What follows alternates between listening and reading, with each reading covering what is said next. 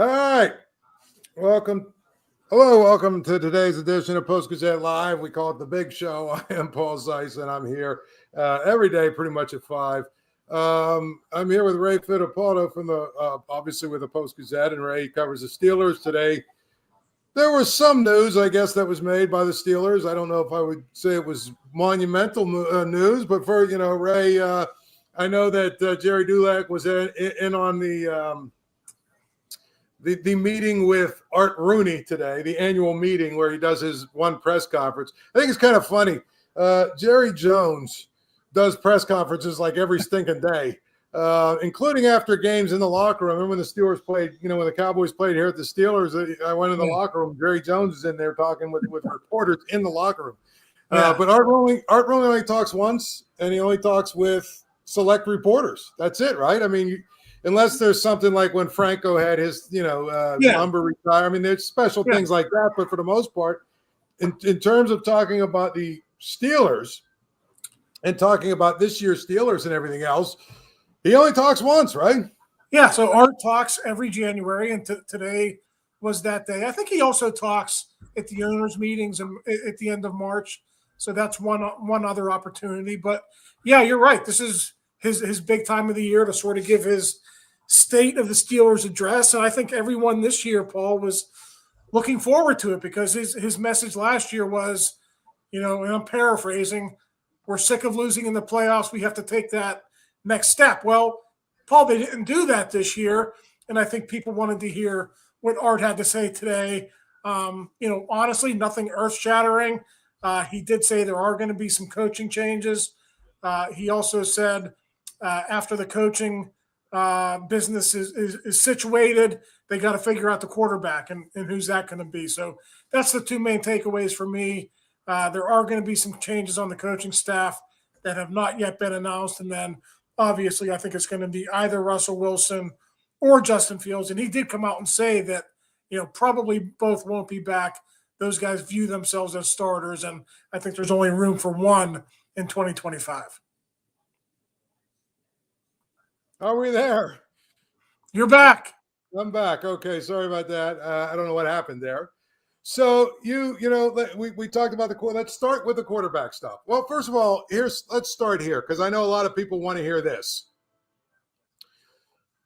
His rationalization is that Mike Tomlin's won a lot of games, right? You don't win as many games as he has without being a good coach.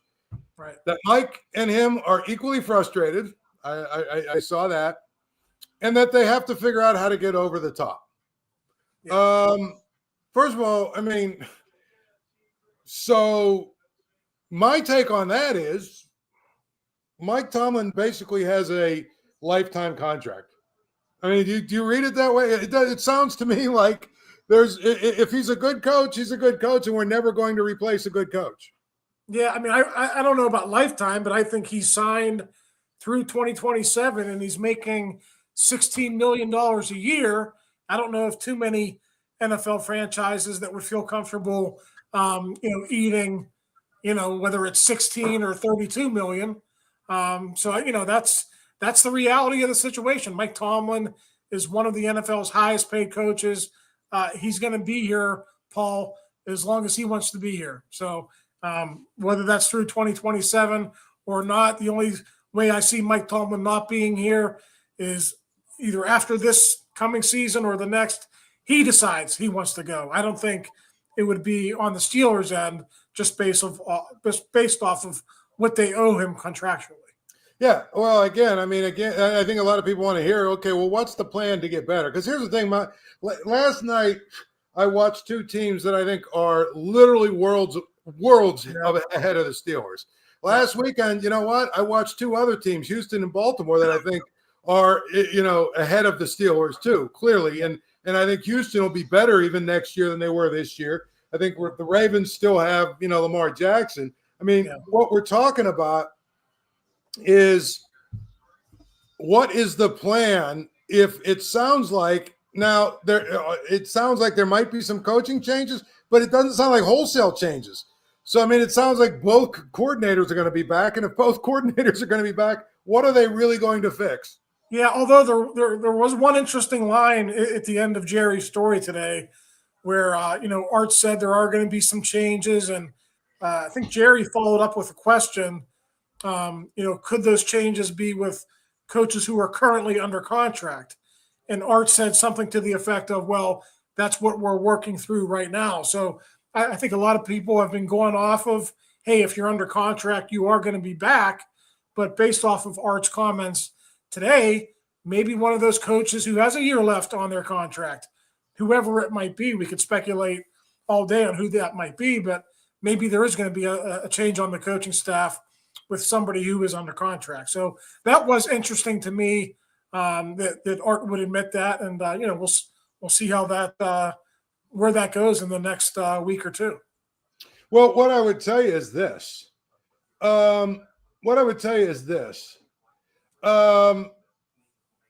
If there's not a change at offensive coordinator, right? Because, to me, I think Terrell Austin's a good coach. I think he does fine. The reality is the defense is Mike Tomlin's defense. Mike Tomlin, you can change the defensive coordinator. I don't think you're really changing much of anything. But to me, the only change that really, I think, if you're not going to change Mike Tomlin, that could maybe change something is Arthur Smith. And I just don't think that they're going to move on from Arthur Smith. And if they don't, I just don't know what we're really talking about when we talk about changing the coaching staff. Is there something I'm missing? I guess the receivers coach or, the line coach, maybe. I don't know.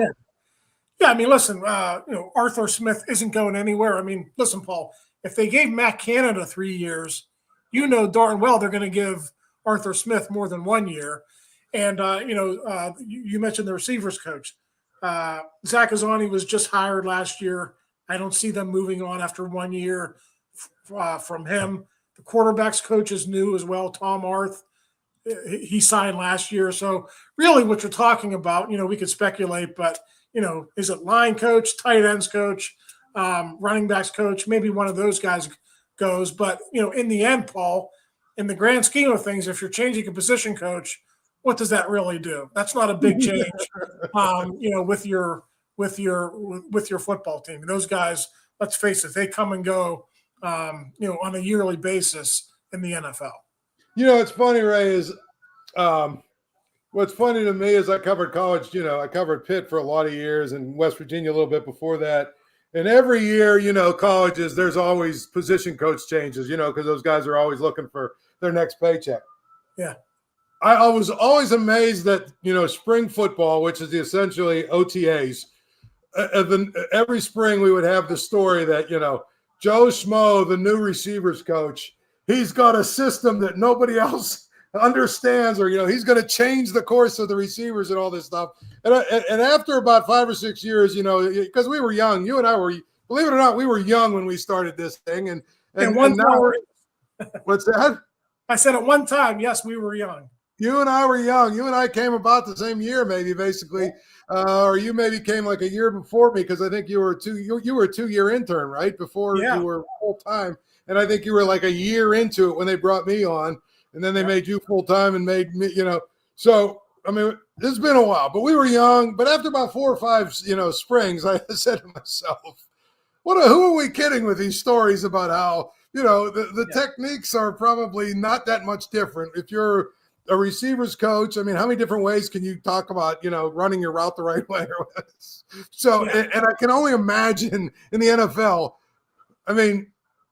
position coach, I guess an offensive line coach could have some effect, but I don't know. I'm not there.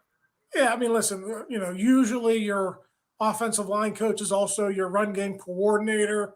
So, that's kind of like a dual job. And usually either your receivers coach or your quarterbacks coach is also your pass game coordinator. But in the end, we know Arthur Smith, he's a former head coach, Paul. He was a former coordinator in this league who had a lot of success. He's the one who was brought in here to fix the offense. So, we could dress it up and talk about all these other guys who are going to be on staff. But, in the end, Arthur Smith has to figure out how to get more out of this offense. They got to figure out who the quarterback is, and then they got to figure out how do we structure an offense around the quarterback, to the point where we can score more than 17 points a game, which is a number they never got over during that 5-game losing streak. No, it's not. And so we'll see. But again, I'm just not all that optimistic that there's going to be much change of, if you want to tell me that an offensive line coach comes in and, remember they brought in a guy, I forget who it was, that was zone read blocking guy versus whatever the other kind of blocking there is. I might listen to some of that. I don't know how much, but I'll listen to some of that an offensive line coach, but even an offensive line coach is going to be, aligned with the offensive coordinator in terms of the blocking schemes that he wants to teach and the technique. I mean, it all has to fit together, right? Yeah, absolutely. And, you talk about line coach, that has kind of been a revolving door here since Mike Munchak left. I forget the exact year that Mike left. It might have been after the 2018 season. I think that's right. But you had Sean Surratt in here for, I think, 2 years. After Sean didn't work out, you had Adrian Clem in here. Adrian Clem, Paul, you remember he left in the middle of a season. he took a job at the University of Oregon, because he wasn't meshing, with the rest of the coaches. You can guess who the coach was that he wasn't getting along with. And then after Adrian Clem goes, they had some other guy finish out the season. And then, Pat Meyer came in, I think, in 21. And, Pat's been here for 3 seasons now. So, I said it. When Pat Meyer was hired, I said, Mike Tomlin, you better hope you get this right, because when you're rebuilding a line, you have to have a good offensive line coach, and you want to have consistency. You want that guy to grow along with your young offensive line. And, to me, if they do get rid of Pat Meyer, and I don't know that they will, but if that's one of the coaching changes, then you're starting right back over. You got a young line, bring somebody else new in. One of the things with Pat, and I wrote about this, I think it was last year, his first season, he was even the veterans who were coming in, like Jayden Daniels talked about this. Pat has different techniques. I have to learn the way he does things. That's maybe the reason why Jayden Daniels didn't have a great first year, but then, he settled in. But, if you make another change like that, you're just restarting that process with guys like Broderick Jones and Troy Fautano. So I don't know. Maybe we'll see what Mike does. But to me, you'd just be starting over again. And some people might view that as a good thing, because, the line hasn't maybe, grown the way people have wanted it to. But, you're always taking a chance that things might not work out if you make a change as well. Yeah. And here's the other thing. I think that, again, if you're not going to change the overall philosophy of what you're doing on offense or defense, I never get excited about special teams coaches or, whatever. Yeah. I just think that, I guess a special teams coach is a coordinator. So that's that you could change there. Who was the guy that they had with the footballs on a stick? The guy from McKees Rocks, didn't they have him for a few years? Oh, yeah. Yeah. He was like, he was Bob Palco's cousin or something like that. Yeah, that's right. Yeah. So anyway, I think. That's right. And they changed from him to Danny Smith has had good years and bad years. I don't know. Danny had the best years this year, I think. He had a great year. Yeah, he had a great year this year. So, I know we got to get you out of here quickly here. So let's hit on some of these other points. Okay. Oh, what's tiresome already is we're 2 weeks removed from them being out of the playoffs, and we've already had them connected to just about every warm body that plays quarterback, as I tweeted out, including some who I think are dead. Today, he obviously said we have to upgrade the quarterback position, blah, blah, blah. And he said what we all know, which is it's probably not realistic for them to be able to bring back Fields and Wilson, although they would like to, because both of those guys want to be starters. It feels to me like Wilson is going to be the Raiders quarterback and Fields will be the guy here, which means what else are they going to do? Unless I'm reading it wrong, what else, where else can they go to find a quarterback? Yeah, it's interesting. Maybe what Art said today will put some of that stuff to rest. It seems kind of obvious that either Russell Wilson or Justin Fields will be that bridge quarterback, likely sign a 2 or 3 year deal. And then, Art said he's open to selecting somebody in the draft either this year or next year. So I think I don't know which way it's going to unfold, whether it's going to be Wilson or Fields, but I think we have a better picture of how they want to operate going forward. The one thing, Paul, that I thought was interesting was, Art said we want to have the same type of quarterback as the starter and the backup, and they really didn't have that this year, right? Russ was more of the pro style quarterback, run the offense, and Justin was kind of like the new age guy, the guys you see who are having success in the playoffs, the mobile guy, run game, you got to account for him in the run game type of thing. So that was something different that I don't know that we've heard that from Art in the past. I guess it kind of makes sense, but I don't know that even the best teams in the NFL, Paul, I don't know that they have that luxury, right? I mean, is Kenny Pickett similar to Jalen Hurts? I don't really think so, right? I mean, is Carson Wentz similar to Patrick Mahomes? Now, Mahomes is one of a kind. You're not going to find somebody who's like him, but I'd have to go through every roster and figure out if that's actually a thing in the NFL. But, Art said it, so it seems like, hey, if they're going to go with Justin Fields, they're probably going to bring in a backup who's, I speculated on it in my first mock draft. Maybe it's going to be, Milroe, the kid from Alabama, or, somebody else who is mobile who's going to back him up. But, hey, if it's Wilson, maybe you go out and find a guy like Wilson who's going to be, more of a pro-style quarterback. So they're going to have to work that stuff out. I would imagine these coaching changes would probably happen this week, next week, and then I would think, by the middle of February, I would think Paul will have some news on which quarterback they're going to go with. Because ideally, you don't want to take it up until March, right? You want to get that figured out before March. You don't want those guys to go to free agency. You want to sign one of those guys before free agency gets here. So I still think we're probably 3-4 weeks away from knowing if they're going to choose Justin Fields or Russell Wilson. I have a theory, Ray, that the two guys the Steelers currently have or currently had are probably no less than second and third, if not first and second, among the list of free agent quarterbacks. I mean, everybody keeps talking about all these free agent quarterbacks that they want to be connected to the Steelers. Let me give you a list real quick. This is going to be like, word association. I want to tell you, if you have any interest in this guy, I'm going to give you like maybe 10 or 11 of these free agents. You tell me. Sam Darnold. No. Okay. Zach Wilson. Probably not, no. Trey Lance. No. Jacoby Brissett. No. Taylor Heineke. No. Marcus Mariota. No. Drew Lock.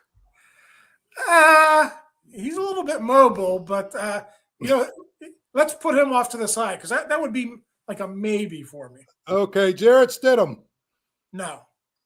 All right, now we're at the geriatric point of the list. Andy Dalton, Joe Flacco. No.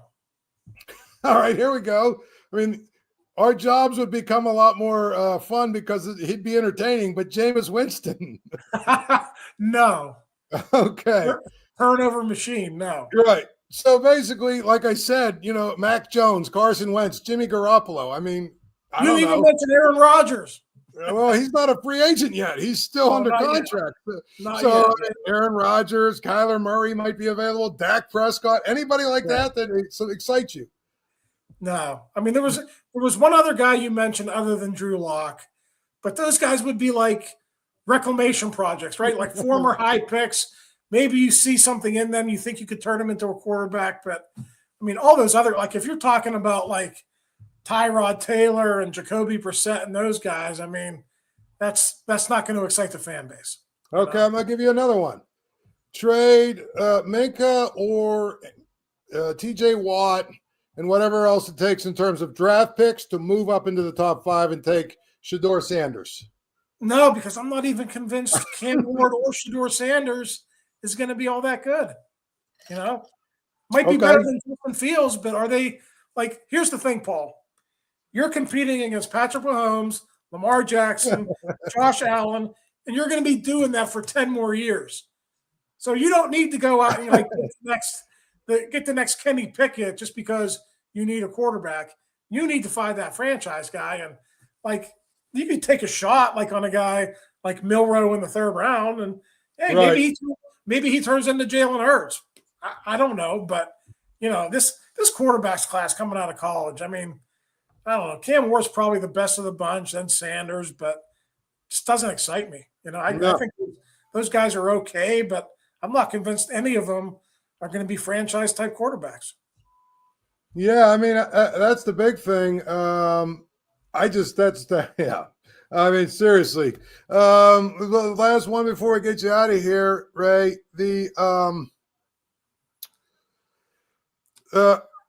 Art Rooney said, I'm trying to think about how he said it, but he basically said, we still believe the way you win is running the football. Yeah, I mean, people don't want to hear that, Paul. People do not want to hear that. But no. if you look at the Philadelphia Eagles and you look at the Baltimore Ravens, even to a lesser extent, the Chiefs, who run the ball effectively. I wouldn't say they run the ball well, but they run the ball effectively when they have to. Even the Bills run the ball well. I get what he's saying, but you need to put a better passing product on the field because, I mean, look at Mahomes yesterday. There were certain plays that he wasn't prolific, but there were certain plays that he made with both his legs and his feet that you have to make. And right now, the Steelers don't have a quarterback that can really make a lot of plays with their arm. Russ did for a short while before that 5-game losing streak kind of disappeared late in the season. So I get what Art was saying, but I still think, and I think he realizes you need an upgraded quarterback for eventually when you are ready to compete for a championship. And, obviously right now, Paul, they are far from that in their quarterback's room. Ray, I know you got to get out of here. Thanks, buddy. I'm sure we'll do it again soon. Hopefully there is some news with the coaching staff or something else. I don't know. Yeah. But it sounds to me like Steeler fans who want this offseason to be the offseason where the Steelers make all kinds of wholesale changes, they're probably going to be very disappointed. Would you agree? I would agree. There might be some changes, but not the changes they want. No, not at all. All right, buddy. Thank you, sir. All right. Thanks, Paul. We'll see you. We'll see you. That's Ray. I mean, listen, he covers the Steelers, and he's said basically what we've already, been talking about, and that is there's just not going to be any wholesale changes with this team. And the thing about it is Art Rooney today met with the media and said as much. I mean, essentially what Art Rooney said today, regardless of, you want to believe it or not, this is essentially what he said. We're the Steelers. We have the Steelers way. It's worked for us for 60 years. Why would we change? That's what he said. Now, he didn't say those words, but that's what he essentially said. It's worked for us since 60 years, right? Or whatever it is. 1969, or whenever they got Chuck Knowles. So that would be 55 years. We're the Steelers. It's worked for us for 55 years, 6 trophies. Don't question what we're doing because guess what? We're as frustrated as you are. But we're not going to change our coach because we never change his coaches. Yeah, we might make some changes on the coaching staff, but probably not the changes that you think that are likely to produce some sort of actual change, right? Some sort of actual change. Not going to happen.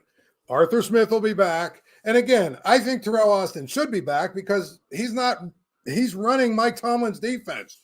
So if you're going to move on from him, it'd be really unfair. If you're going to move on from him, you should move on from Mike Tomlin. But the one change that could have produced some kind of a difference is moving on from Arthur Smith. It doesn't sound like they're going to do that.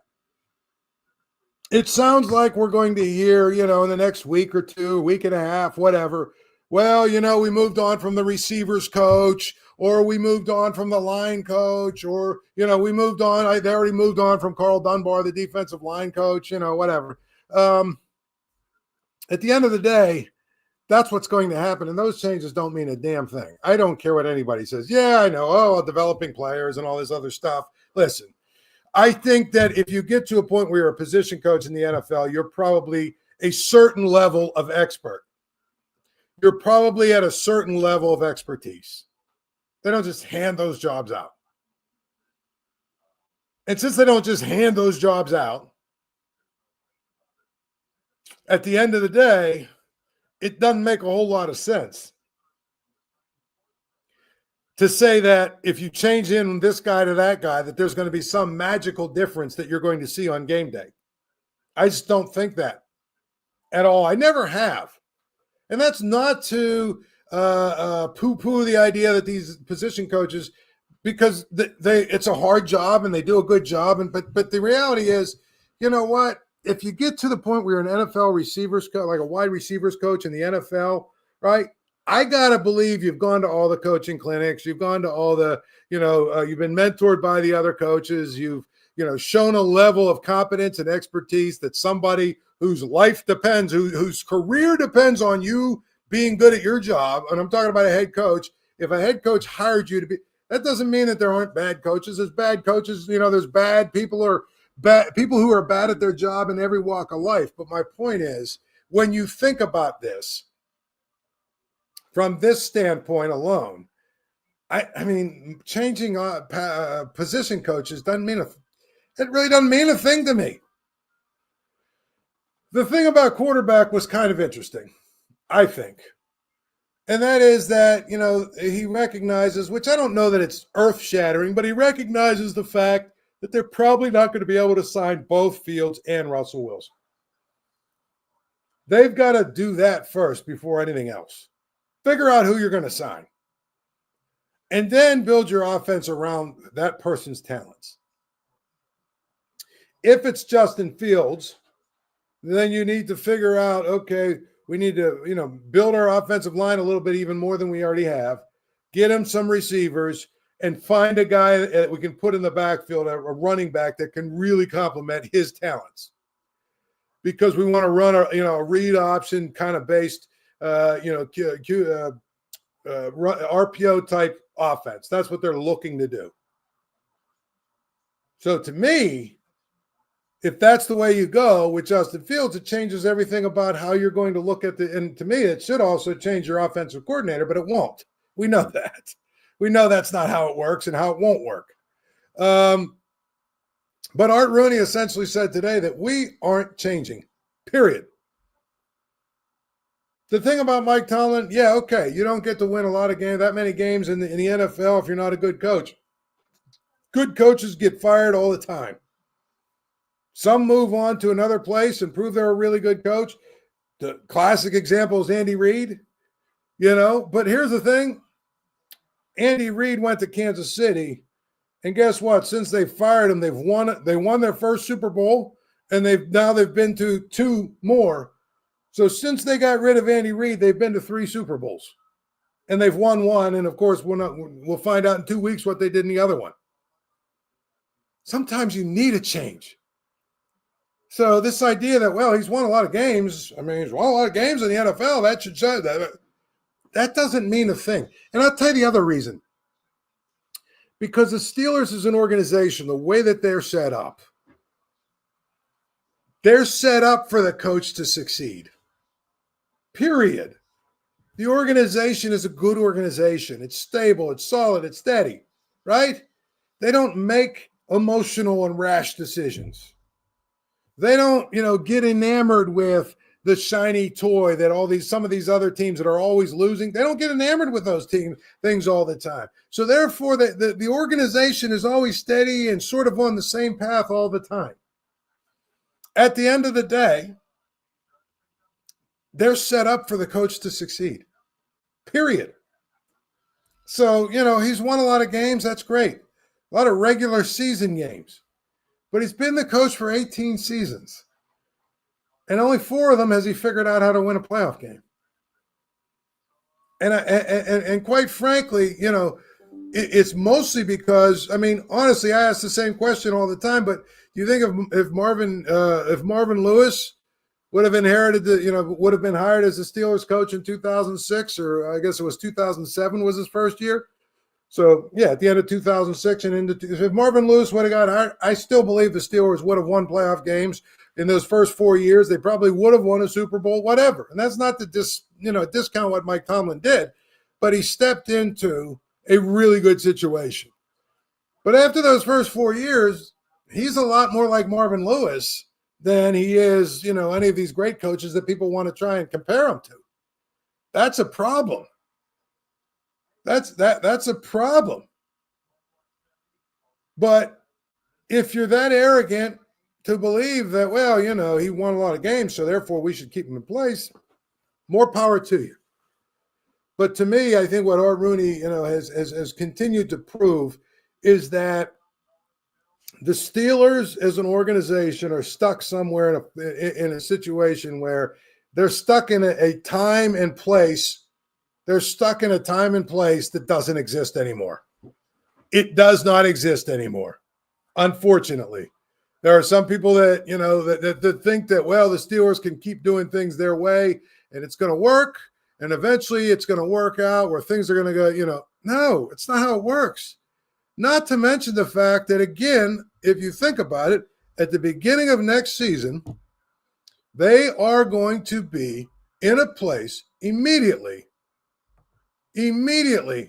where they are behind the Chiefs, the Ravens, the Texans, the Bengals even, and the Bills, right? And you've got teams like Jacksonville. It's a wild card right now because, it seemed like their problems were a lot more about just being a total cluster, than not having enough talent. And they've got a pretty good quarterback. I think the Jets have a reasonably good roster. If they can get Aaron Rodgers somehow to just play at a reasonably decent level, they're going to be an interesting team. The Patriots have gone from, a total train wreck of a coaching staff that had no idea really what they were doing to obviously a staff that's really good. At the end of the day, they're behind these teams. And they've got to figure out how to close the gap. And closing the gap means going out and trying to change the course of what you're doing. So, period. So at the end of the day, I'm just telling you, it doesn't matter to me if the Steelers want to continue to operate the way they're operating. But I'm looking at things and I'm saying, where are they going to close the gap with the teams they need to close the gap with? If they're not going to make wholesale changes, if they're going to come back with the same offensive philosophy, with the same overall philosophy, with the same defensive philosophy, if they're going to come back with basically the same quarterback playing the same way they had him play last year, what are we doing here? And I'll tell you another thing that I think you should be really, really alarmed by is when Art Rooney says, well, I really believe that, you can still win, the way you win is by running the football. Again, a lot of these teams that are winning, other than the Eagles, and last time I checked, the Steelers don't have Saquon Barkley on their team. They might. Maybe I missed it, but they don't have Saquon Barkley on their team. The Ravens, the Bills, even like the teams that run really well, for the most part, they also, because they're able to incorporate quarterback run a lot.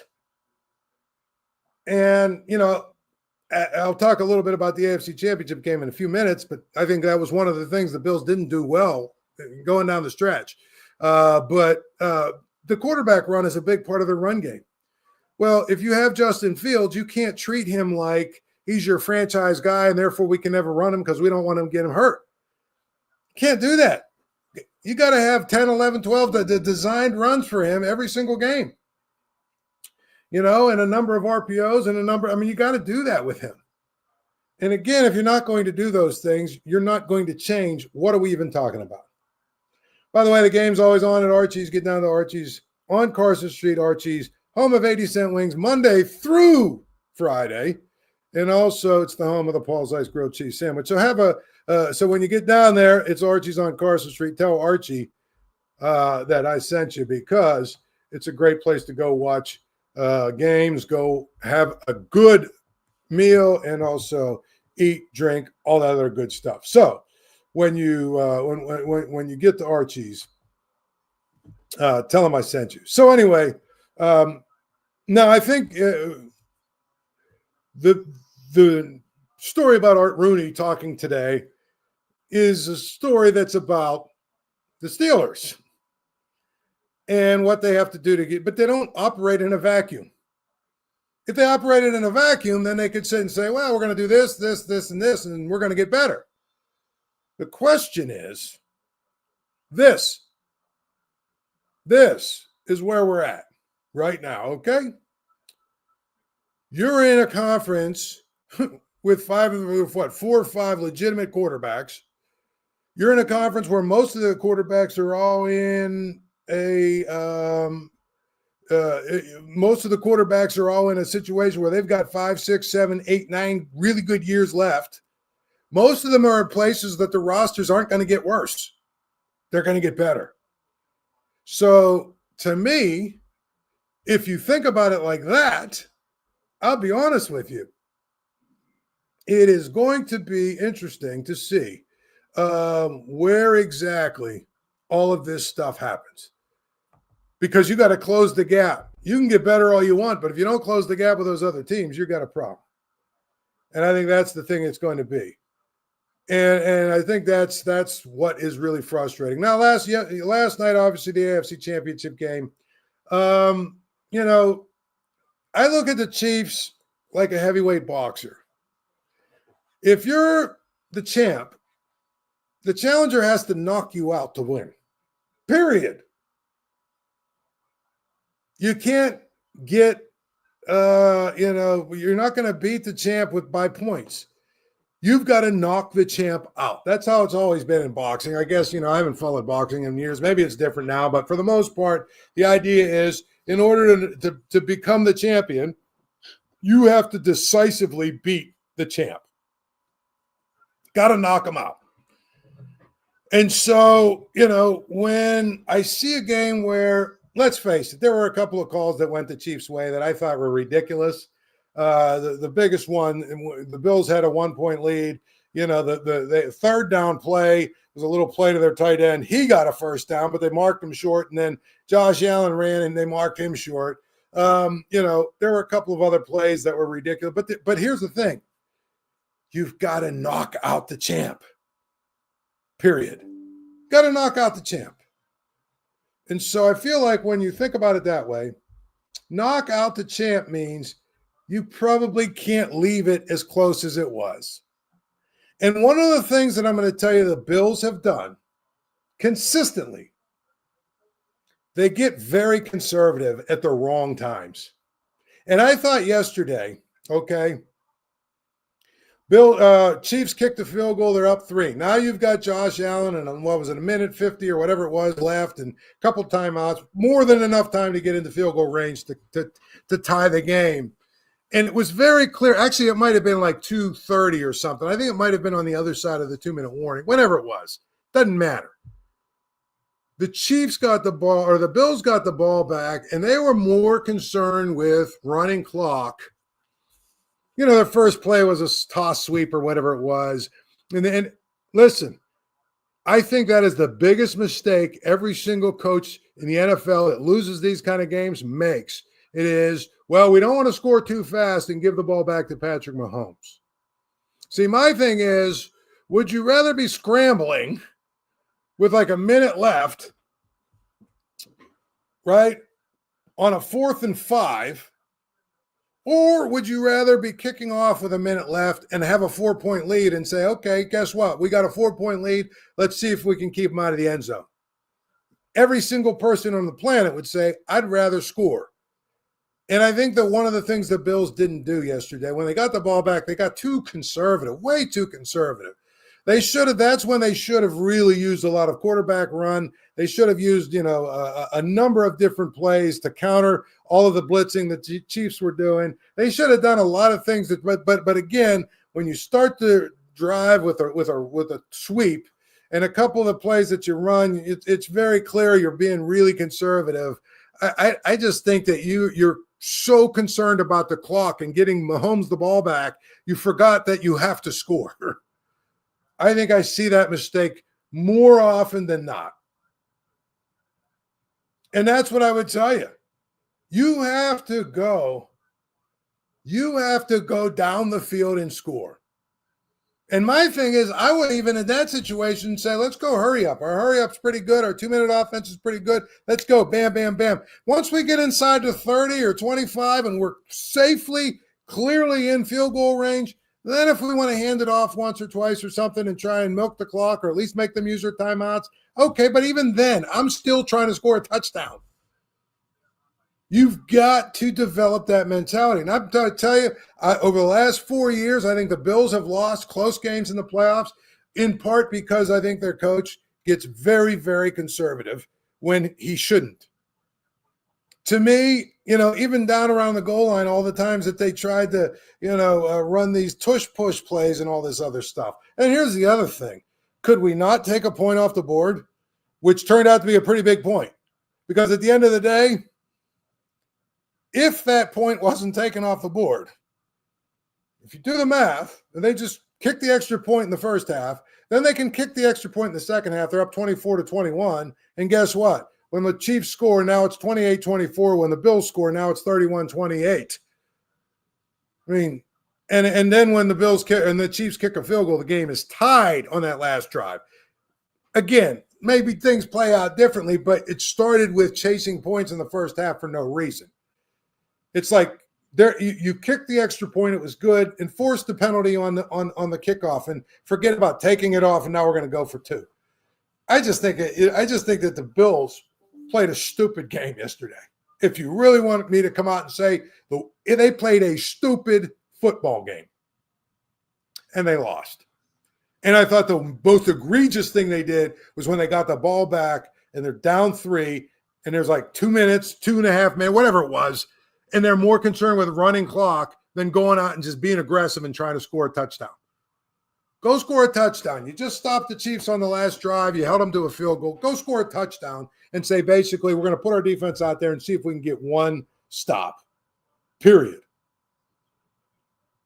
As for the other game, I mean, the Eagles, to me, the Eagles are one of the best teams. I mean, they're really, really good. One of the better teams I've seen in a few years.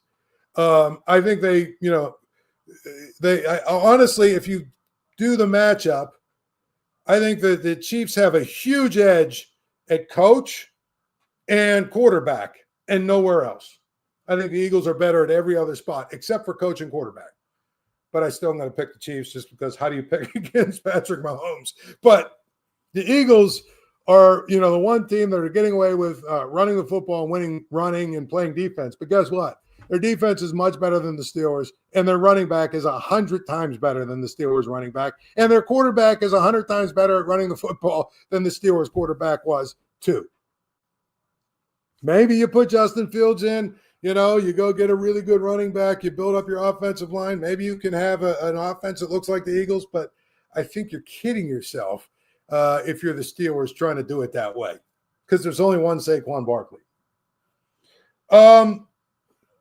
So to me, I'm going to probably say that I think the Chiefs will win, but I think that the Eagles are better. At any rate, we are going to get out of here for today, and we'll do it again tomorrow.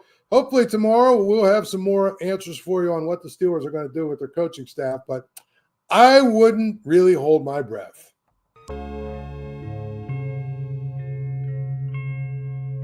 Thank you for checking out this content from Post-Gazette Sports. If you watch this video on YouTube, please like the video and subscribe to our channel. For all of the sports coverage the Post-Gazette has to offer, visit post-gazette.com.